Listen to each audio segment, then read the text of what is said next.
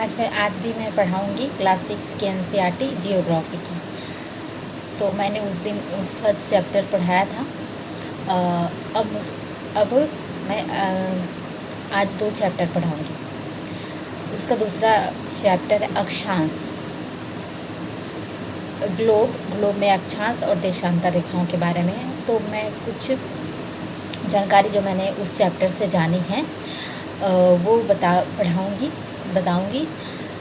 Globe के बारे में। उसके बाद मैं अगला चैप्टर को बताऊँगी। तो ग्लोब के बारे में जानने की कोशिश करते हैं। तो जो ग्लोब है यह पृथ्वी का ही एक प्रतिरूप है। मतलब हम ग्लोब की सहायता से पूरी पृथ्वी की जानकारी प्राप्त कर सकते हैं। मतलब ग्लोब पर सभी देश, महाद्वीप, महासागर और हर चीज़ को जो है उस पर रेखांकित किया गया है, जिसकी सहायता से हम पृथ्वी पर क्या क्या है, कौन देश कहाँ पे है, कौन सा महाद्वीप कहाँ पे है, हम इसके बारे में जानकारी प्राप्त कर सकते हैं। और पृथ्वी की रियल संरचना के बारे में भी हम ग्लोब से जान पाते हैं। जबकि जो ग्लोब है वह देखा जाए तो 2 सुइयों की सहायता से जो है वह खड़ा रहता है। और हम उन सुइयों पर जो है ग्लोब को क्लॉकवाइज और एंटी क्लॉकवाइज में घुमा भी सकते हैं। जैसे मन चाहे वैसे घुमा सकते हैं। लेकिन जो हकीकत में जो पृथ्वी है हमारी वो तो क्लॉकवाइज डायरेक्शन में ही घूमती है। तो और उसमें और पृथ्वी पर कोई ऐसे सुई जैसा प्रतिरूप कुछ नहीं है बस। तो ये कुछ ग्लोब और पृथ्वी में कुछ अंतर पाया जाता है। बाकी हम ग्लोब की मदद से पृथ्वी के बारे में जानकारी प्राप्त कर सकते हैं। और जो हमारा ग्लोब है और हमारी जो ग्लोब है यह झुकी हुई है उत्तर की तरफ, जो है झुकी हुई है। जैसे हम ग्लोब देखेंगे तो ग्लोब सीधा नहीं होता है, वह झुकी हुई अवस्था में होती है। तो हमारी पृथ्वी भी ठीक वैसे ही सूर्य की तरफ जो है उत्तरी दिशा में थोड़ी जो है झुकी हुई पाई जाती है।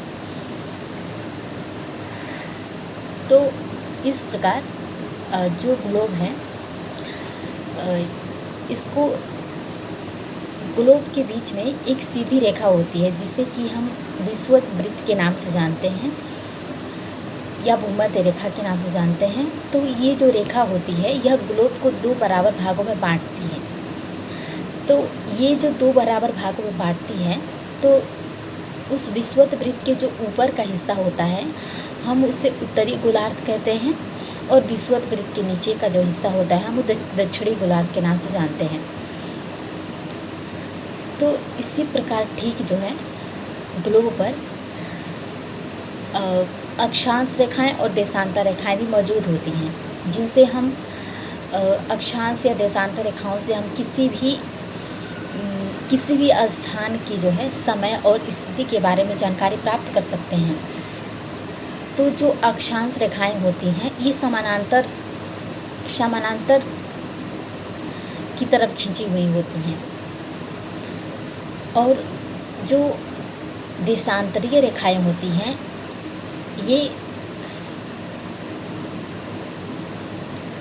ये जो है लंबवत होती हैं। लंबवत मतलब खड़ी खड़ी। और जो अक्षांश रेखाएं होती हैं ये ऐसे समानांतर होती हैं। तो ये जैसे हमारा ग्लोब हो गया तो इस पे ये अक्षांश रेखाएं हो गई और ये देशांतर रेखाएं हो गई। तो हम इनकी मदद से जो है जिसे जो अक्षांश रेखाएं होती हैं हम इनसे किसी दूसरे महाद्वीप या कोई दूसरे स्थान के बारे में हम उसकी समय को जान पाते हैं, और उस स्थान की स्थिति के बारे में जान पाते हैं कि वहाँ उस समय क्या समय हो रहा है और वहाँ दिन है या रात है उस समय में, हम इसके बारे में जानकारी प्राप्त कर सकते हैं। तो जो अक्षांश होता है, अक्षांश वह विषुवत वृत्त से ऊपर का जो अक्षांश होता है हम उसे उत्तरी अक्षांश के नाम से जानते हैं, और विषुवत वृत्त के नीचे का जो अक्षांश रेखाएं होती हैं हम उन्हें दक्षिणी अक्षांश रेखाओं के नाम से जानते हैं। तो और जो देशांतर रेखाएं होती हैं ये तो लंबवत होती हैं। तो देशांतर रेखाएं जैसे होती हैं उसी प्रकार जो है बीच में एक यामियोत्तर रेखा होती है, जिसके हम सहायता से जो है किसी भी स्थान का समय और उसकी जो है स्थिति के बारे में जान पाते हैं। तो जो हमारा ग्लोब है, जो ग्लोब होता है उसमें मैंने बताया कि ग्लोब को 2 बराबर भागों में बांटने का जो काम होता है वह विषुवत वृत्त करता है, भूमध्य रेखा करता है।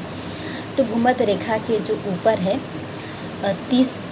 60 डिग्री पर जो है 30 डिग्री पर कर्क रेखा भी होती है, और विषुवत वृत्त के नीचे 30 डिग्री पर मकर रेखा होती है। तो ये जो कर्क रेखा, मकर रेखा और बीच में विषुवत वृत्त है, तो कर्क रेखा और मकर रेखा के बीच का जो भाग होता है इसमें जो है इसको हम उष्ण कटिबंध के नाम से जानते हैं, उष्ण कटिबंधीय क्षेत्र के नाम से जानते हैं।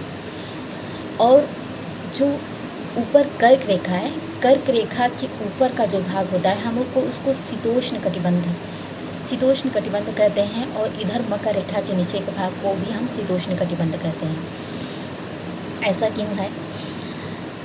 तो ऐसा इसलिए है क्योंकि जो कर्क रेखा और मकर रेखा के बीच का जो भाग है इसमें जो सूर्य होता है, सूर्य की रोशनी जो होती है वह सीधी चमकती है, सूर्य सीधा चमकता है, और सूर्य की रोशनी जो है साफ पड़ती है, मतलब सीधा पड़ती है।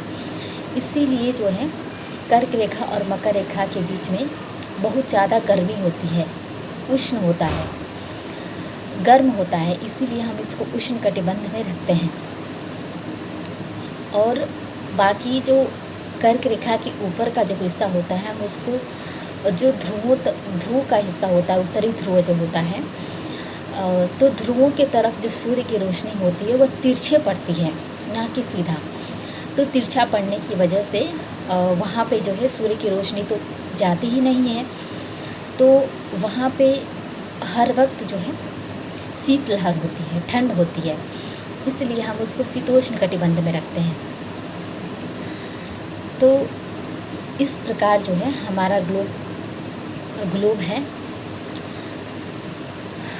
और जो हमारी पृथ्वी होती है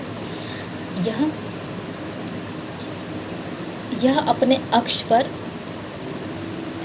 24 घंटे यानी एक दिन में यह अपने अक्ष पर 360 डिग्री घूम जाती है, 360 डिग्री का घूम जाती है अपने अक्ष पर। तो इसीलिए जो है दिन और रात होता है, यह अपने अक्ष पर अगर नहीं घूमेगी तो दिन और रात और मौसम में जो परिवर्तन होता है वो नहीं होगा। तो जो पृथ्वी है ये तो सबको पता है कि जो हमारी पृथ्वी है वो घूमती रहती है, मतलब वो सूर्य का चक्कर लगाती रहती है, और वह 24 घंटे में 360 डिग्री भी घूम जाती है अपने अक्ष पर। एक दिन में जो है वो अपने अक्ष का चक्कर लगा लेती है, और वह 365 दिनों में वह सूर्य का चक्कर लगाती है, यानी कि एक वर्ष में। तो जो हमारी पृथ्वी है यह पश्चिम से पूर्व दिशा की ओर घूमती है। तो जो यह पश्चिम से पूर्व दिशा की ओर घूम रही है, तो जो पूर्व दिशा का पहले तो पश्चिम से पूर्व दिशा की ओर घूम रही है, तो ऐसे जैसे सूर्य है और ये पृथ्वी है, तो ऐसे घूम रही है। तो जो पूर्व दिशा में पहले वो जो स्थान जाएगा, ऐसे घूमेगी, तो वहाँ पर सबसे पहले मतलब वहाँ का समय अधिक होगा। और जो पश्चिम दिशा की ओर के जो महाद्वीप हैं या जो स्थान है, वहाँ पे जो है समय जो होगा पूर्व दिशा की तुलना में जो है समय कम होगा। मतलब जैसे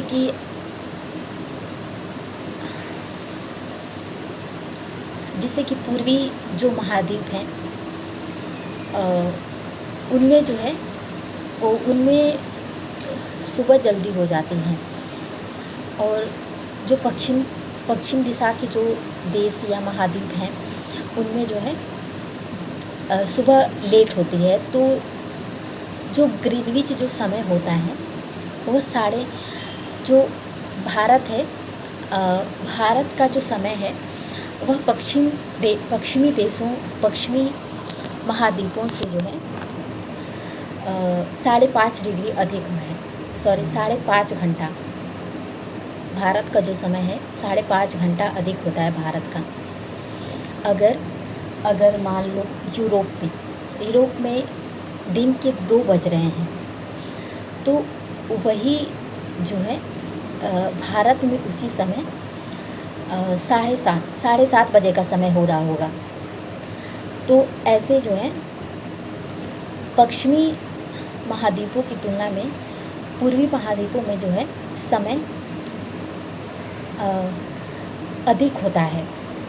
अधिक कहने का मतलब कि उनमें जो है दिन और रात की जो प्रक्रिया होती है वह जल्दी हो जाती है, जबकि पश्चिमी देशों में 5 घंटे, 4 घंटे, 3 घंटे वो जो है अक्षांश और देशांतर रेखाओं के चलते सबका अपना अलग अलग समय होता है। लेकिन जो भारत है उसका 5.5 घंटे जो है समय अधिक है पश्चिमी देशों से। तो इस प्रकार जो है हम ग्लोब की सहायता से पृथ्वी के बारे में जान पाते हैं। और जो पृथ्वी होती है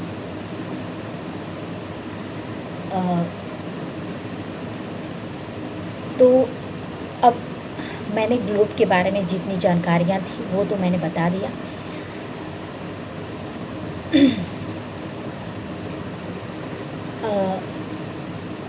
जहाँ तक है हम ग्लोब के बारे में जान लिए कि ग्लोब क्या है और ग्लोब में क्या क्या है और ग्लोब से हम क्या क्या जान पाते हैं। तो अब मैं अगला चैप्टर बताऊंगी। अगला चैप्टर है पृथ्वी की गतियाँ। तो जो हमारी पृथ्वी है यह 2 प्रकार की गति करती है। 2 प्रकार की कैसे? तो ये 2 प्रकार की गति ऐसे करती है कि यह घूर्णन और एवं परिक्रमण, यह 2 प्रकार की करती है। तो घूर्णन क्या है? तो घूर्णन उसे कहते हैं पृथ्वी का अपने अक्ष पर ही घूमना।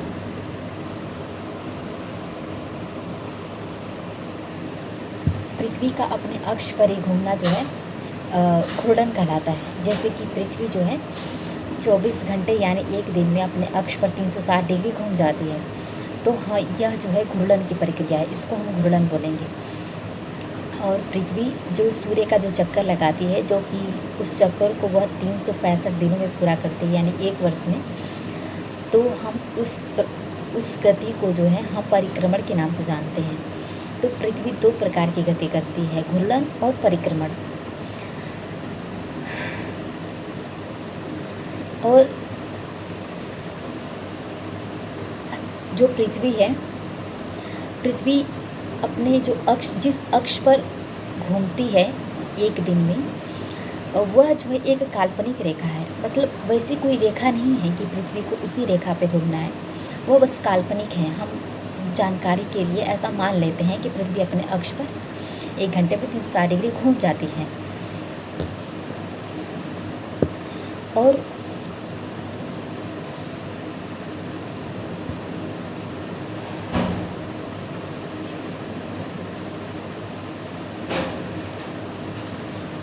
जो हमारी पृथ्वी है अ, पृथ्वी जो है वह सूर्य से जो है रोशनी प्राप्त करती है, ये तो हम जानते हैं। लेकिन लेकिन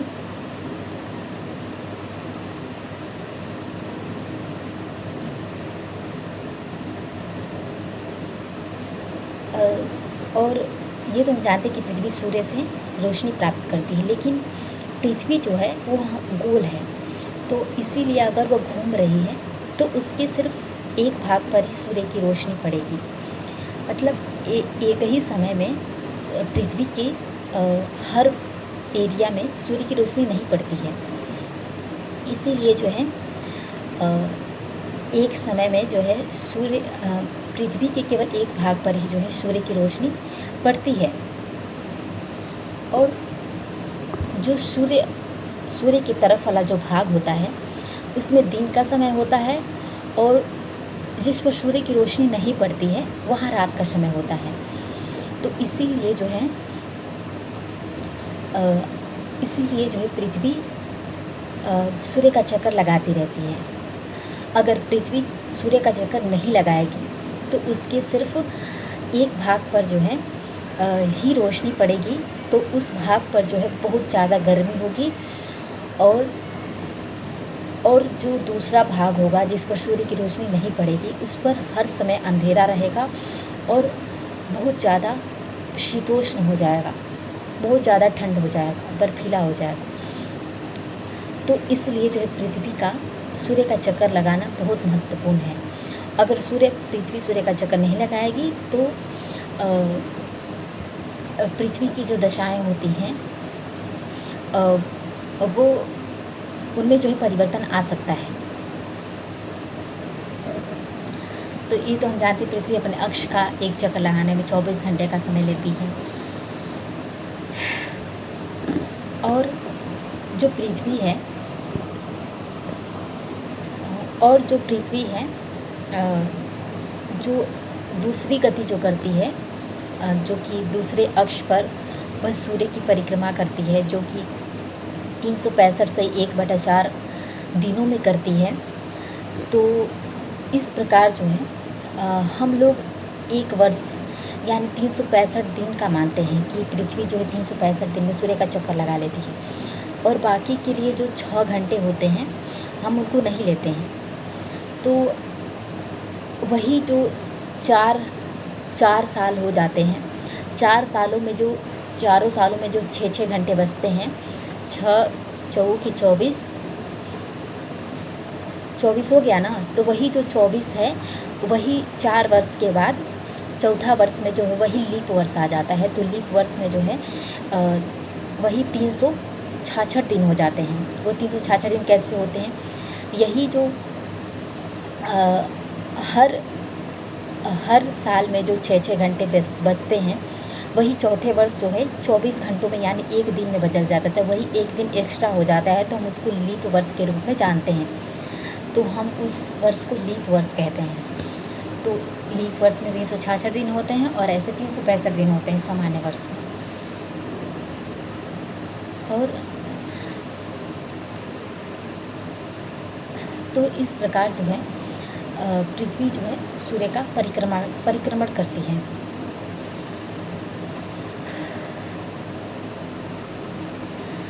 और एक उत्तर अयनांत की जो है एक घटना होती है। उत्तर अयनांत क्या है? तो जो मोस्टली हम देखते हैं कि जो 21 जून का जो दिन होता है, 21 जून को जो उत्तरी गोलार्ध होता है वह सूर्य की तरफ झुका हुआ होता है, और उस 21 जून को जो सूर्य की जो किरणें होती हैं वह कर्क रेखा पर जो है सीधी पड़ती हैं। तो इसी के परिणाम स्वरूप जो है उन क्षेत्रों में जो होती है उष्मा यानी गर्मी अधिक हो जाती है। और जो ध्रुवों के पास वाले जो क्षेत्र होते हैं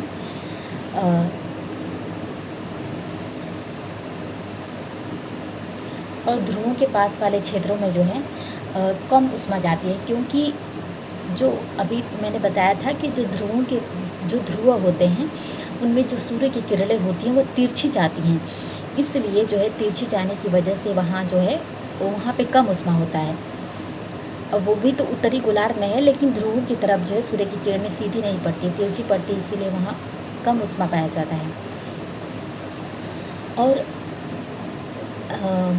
तो जिस जिस एरिया में यानी जो है सूर्य की किरणें सीधी पड़ती है वहाँ 6 महीने तक जो है रोशनी प्राप्त होती है, सूर्य की रोशनी जो है प्राप्त होती है 6 महीने तक। और जो 21 जून होता है, 21 जून जो है सबसे लंबा दिन होता है। 21 जून का जो दिन होता है इसमें लंबे दिन होने लगते हैं और छोटी रातें होने लगती हैं, तो वही जो है गर्मियों के दिनों में ऐसा होता है। तो हम पृथ्वी की इस अवस्था को जो है उत्तरी अयनांत के नाम से जानते हैं। ठीक ऐसे ही जो है 22 दिसंबर को जो हमारी पृथ्वी होती है वह दक्षिणी गोलार्ध की तरफ सूर्य की तरफ झुक जाती है। तो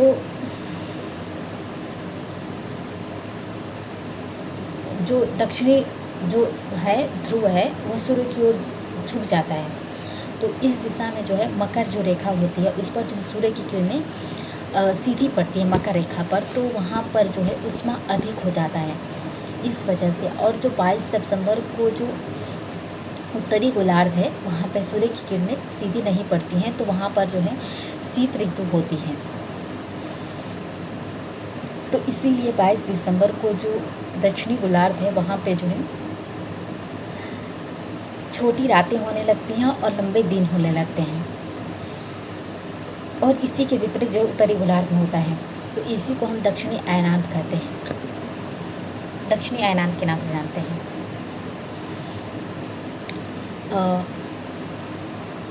इसीलिए जो है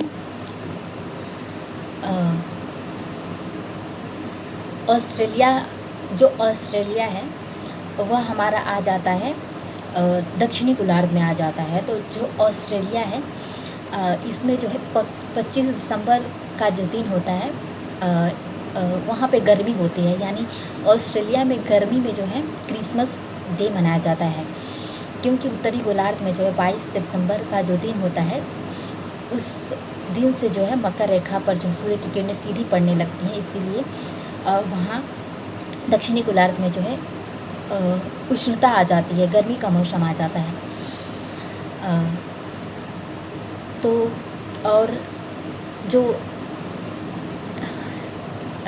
21 मार्च और 23 सितंबर का जो दिन है, इस दिन को जो सूर्य की जो किरणें होती हैं वह विषुवत वृत्त पर पड़ती हैं।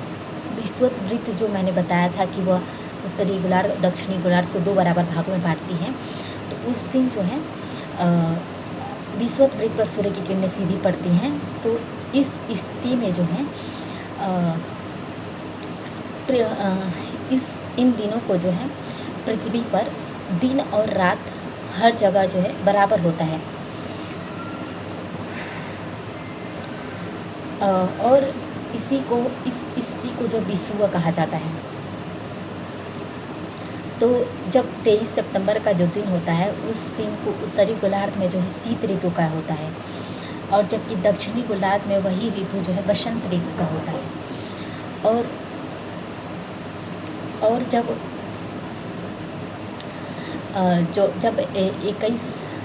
21 मार्च का जो दिन होता है उस दिन उत्तरी गोलार्ध में गर्मी होती है, मतलब बसंत ऋतु आ जाता है उत्तरी गोलार्ध में। तो ठीक उसके विपरीत दक्षिणी गोलार्ध में शीत ऋतु का समय होता है मार्च में। तो इस प्रकार जो हमारी पृथ्वी होती है अगर वह अपने अक्ष पर घूर्णन और परिक्रमण नहीं करेगी तो ना ही दिन होगा और ना ही रात होगा। मतलब जिस एरिया में सूर्य की किरणें पड़ेंगी उस एरिया में बहुत गर्मी हो जाएगी और जहाँ सूर्य की किरणें नहीं पड़ेगी वहाँ पे शीत ऋतु हो जाएगी। तो इस प्रकार जो है पृथ्वी की जो जलवायु होगी उसमें काफ़ी अधिक परिवर्तन हो जाएगा, यानी पृथ्वी 2 बराबर भागों में बाँट दी जाएगी। 2 पृथ्वी में 2 प्रकार की जलवायु की स्थिति आ जाएगी। तो इसी प्रकार जो है पृथ्वी का अपने अक्ष पर घूर्णन और परिक्रमण से ही जो है पृथ्वी पर दिन और रात और पृथ्वी पर जो है ऋतुओं में परिवर्तन और ऋतुओं की स्थितियों में परिवर्तन और जलवायु में परिवर्तन होता है। तो इस प्रकार जो है पृथ्वी के जो है ऋतुओं में और पृथ्वी के घूर्णन से ही दिन और रात होता है। अगर पृथ्वी 24 घंटों में अपने अक्ष की परिक्रमा नहीं करेगी तो दिन और रात नहीं होगा। तो इस प्रकार जो पृथ्वी की जो जलवायु होगी उसमें काफ़ी परिवर्तन आ जाएगा।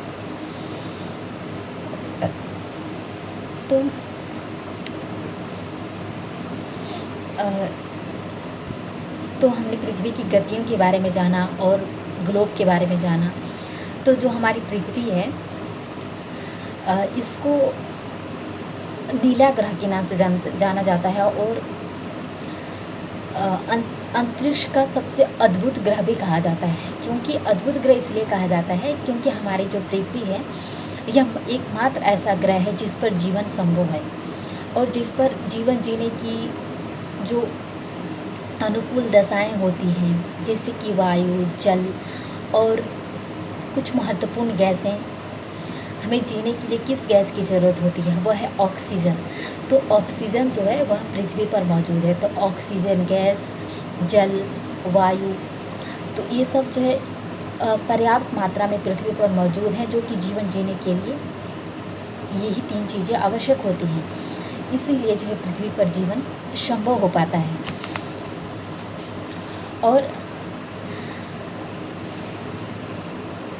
और जो हमारी पृथ्वी है इसको नीला ग्रह क्यों कहा जाता है? इसको नीला ग्रह इसलिए कहा जाता है क्योंकि हम जब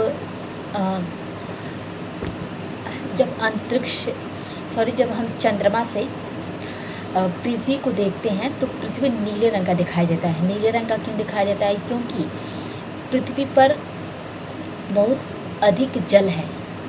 वो बहुत अधिक जल की वजह से ही हमारी पृथ्वी नीले रंग की दिखाई देती है। क्योंकि हमारे पृथ्वी पर बहुत अधिक महासागर हैं और बहुत अधिक जल है। हमारी पृथ्वी जो है 97% जो है पृथ्वी पर जल है, बाकी जो है स्थल है। तो इस प्रकार जो पृथ्वी एकमात्र ऐसा ग्रह है जिस पर जीवन जीने की अनुकूल दशाएं पाई जाती हैं। हालांकि चंद्रमा पर भी जो है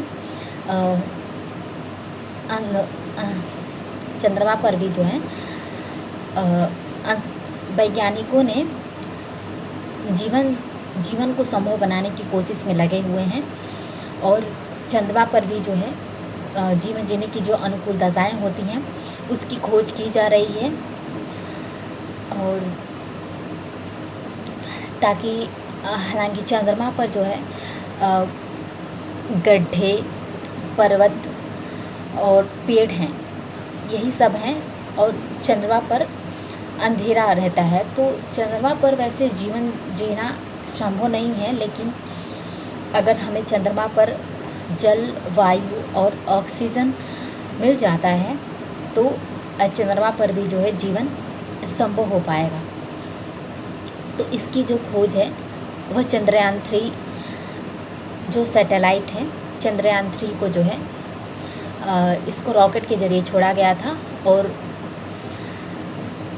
वो इसीलिए छोड़ा गया था ताकि जो है चंद्रमा के जो दक्षिणी ध्रुव है उस पर जो है पता लगाया जा सके कि उस पर जीवन संभव हो पाएगा कि नहीं और चंद्रमा पर क्या क्या है। तो इसके बारे में जो है हमारे चंद्रयान 3 जो मिशन था वह इसकी जानकारी प्राप्त कर रहा है और देखते हैं क्या होता है।